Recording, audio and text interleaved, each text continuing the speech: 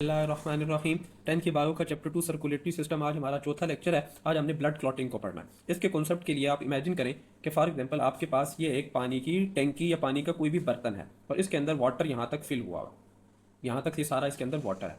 अब अगर इसके अंदर कोई लीकेज हो जाए, इमेजिन करें कि इस जगह से हमारे पास एक छोटी सी लीकेज प्रोड्यूस होगी है यहाँ से। अब पानी यहाँ से बहना शुरू हो जाएगा, लीक होना शुरू हो जाएगा। ये लीकेज कब स्टॉप होगी, कब यहाँ से पानी रुकेगा?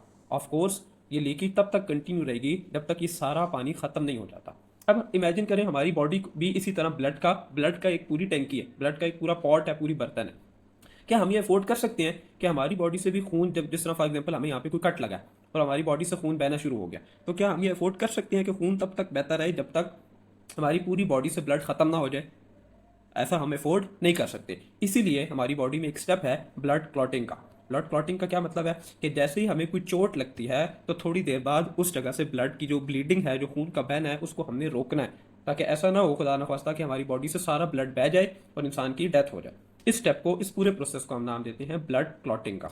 इसके स्टेप्स क्या हैं? सबसे पहले तो देखें, इंजरी हुई। ब्लड क्लॉटिंग का प्रोसेस कब होगा? जब कोई इंजरी होगी, हमें कोई भी जख्म हो गया, कोई भी कट लग गया जिससे खून बह रहा है। तो जब जैसे ही कट लगेगा, उस कट वाली जगह पे जितनी भी वेसल्स, जितनी भी खून की नालियां ब्लड लेके जा रही हैं, पहला स्टेप ये होगा कि वो कॉन्ट्रैक्ट कर जाएंगी। कॉन्ट्रैक्ट का मतलब क्या है कि वो सुकड़ जाएंगी, स्क्वीज कर जाएंगी। ये देखें, जैसे कि ये जो ब्लड की वेसल थी, ये ऊपर से और नीचे से दब के नैरो हो गई है, पतली हो गई है। क्यों पतली हो गई है? ताकि जिस जगह पे इंजरी हुई है उस जगह पे ब्लड का फ्लो, उस तरफ जाने वाला ब्लड कम हो जाए, क्योंकि हम ये अफोर्ड नहीं कर सकते कि उस जगह पे ज्यादा ब्लड जाए और ज्यादा ब्लड लॉस हो जाए, बॉडी उससे जाया हो जाए। तो इसलिए हमने पहला स्टेप क्या किया? इंजरी वाली साइड पे जो ब्लड जा रहा है उसको कम कर दिया। कैसे कम किया? कि हमने वेसल्स को नैरो कर दिया, पतला कर दिया, बारीक कर दिया, ताकि ब्लड वहां जाना रुक जाए।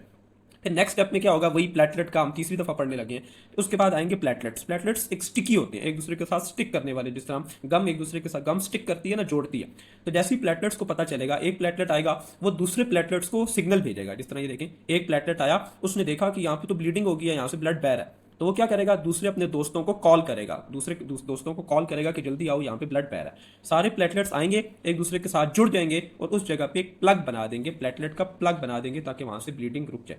लेकिन ये जो प्लेटलेट का प्लग है, ये इतना मजबूत नहीं होता कि ये लंबे अरसे तक ब्लीडिंग को रोक दे। इनिशियली तो ये ब्लीडिंग को रोक देता है, लेकिन हमने इसका कोई ना कोई परमानेंट बंदोबस्त करना होता है कि इस जगह पे दोबारा कोई पक्का, जिसे कहते हैं ना कि पक्का बैरियर बनाना है, पक्के तरीके से उसे जोड़ना है। ठीक है? प्लेटलेट्स को आप ऐसे समझे जिस तरह आप आरजी किसी चीज को, जिस तरह आपका कोई क्लॉथ है, कोई कपड़ा है जो फट गया, तो आपने उसे कॉमन पिन से जोड़ दिया, वो आरजी तौर पर तो वो ठीक है। लेकिन परमानेंट सोल्यूशन क्या है कि आपको कपड़े को सिलना पड़ेगा, उसको आपस में पक्का सिलाई करना पड़ेगा। तो इसके लिए हमारे पास आते हैं फिब्रिन।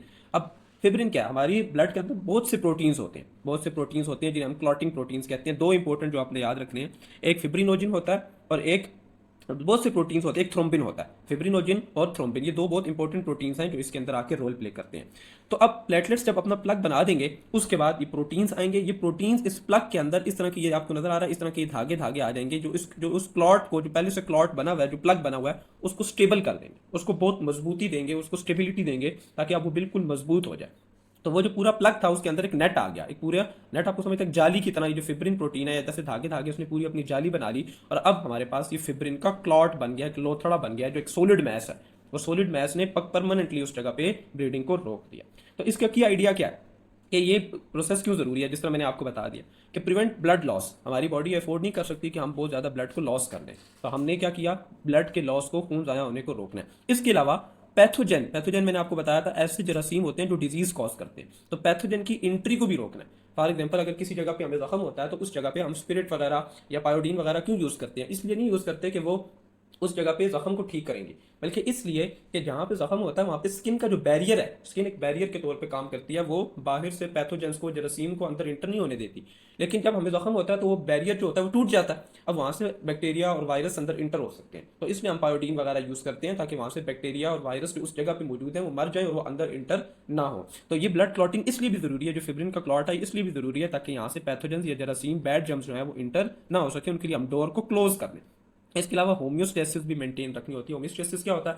हमारी बॉडी की जो नॉर्मल कंडीशंस हैं, ब्लड प्रेशर है, ब्लड का वॉल्यूम है, इन सारी चीज़ों को भी, क्योंकि अगर ब्लड लॉस होगा तो क्या होगा? जब ब्लड लॉस होगा तो ब्लड का वॉल्यूम बॉडी में कम हो जाएगा, और अल्टीमेटली ब्लड प्रेशर भी कम होता जाएगा और बाकी चीज़ें भी सारी डैमेज हो जाएंगी। तो इसलिए हमने होम्योस्टेसिस को भी मेंटेन रखना है। अब इसको ब्लड में, और इसको आपकी बुक में रीड करते हैं।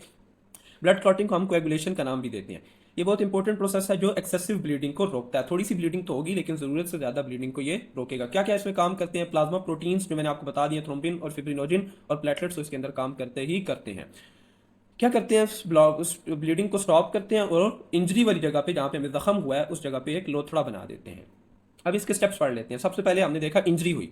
जब इंजरी होगी तो क्या होगा कि उस जगह से ब्लड लीक होना शुरू हो जाएगा। पहला स्टेप क्या होगा? कंस्ट्रिक्शन। उस जगह पे जो ब्लड की वेसल है वो क्या हो जाएगी? कंस्ट्रिक्ट, सुकड़ जाएगी ताकि ब्लड का फ्लो कम हो जाए। फिर एक प्लेटलेट आएगा, वो देखेगा ओ ये तो ब्लीडिंग हो रही है, खून बह रहा है। वो क्या करेगा? अपने दूसरे को, जिसने ये लिखा हुआ है प्लेटलेट, ऐसे केमिकल्स रिलीज करेंगे ताकि वो दूसरे प्लेटलेट्स एक्टिवेट हो जाए। दूसरे प्लेटलेट्स को कॉल करेगा, बुलाएगा कि जल्दी जल्दी आओ। उसके बाद एक प्लेटलेट का प्लग बन जाएगा। अब प्लेटलेट्स जो हैं वो जो क्लॉटिंग प्रोटीन्स हमने पढ़ा, जो थ्रोम्बिन और फिब्रिनोजिन, उनको एक्टिवेट करने के लिए प्लेटलेट्स कॉल करेंगे। प्लेटलेट्स के अंदर प्लेटलेट्स क्या करेंगे? डिसइंटेग्रेट, प्लेटलेट्स टूटेंगे और ऐसे केमिकल्स रिलीज करेंगे जो कि जिन्हें हम नाम देते हैं क्लॉटिंग फैक्टर्स। ये क्लॉटिंग फैक्टर्स क्या करते हैं? जो मेन प्रोटीन है फिब्रिनोजिन, थ्रोम्बिन, इनको एक्टिवेट करेंगे और एक फिब्रिन का क्लॉट बन जाएगा। ये जो हमने एंड पे देखा कि ये अब जब इसके अंदर आके ये जो फिब्रिन है इस तरह का एक मैश बना देगा, एक पूरी जाली बना देगा इसके अंदर, और अब हम इसे नाम देंगे कि फिब्रिन का क्लॉट बन गया। अल्टीमेटली ब्लीडिंग स्टॉप हो जाएगी। मिलते हैं नेक्स्ट लेक्चर में।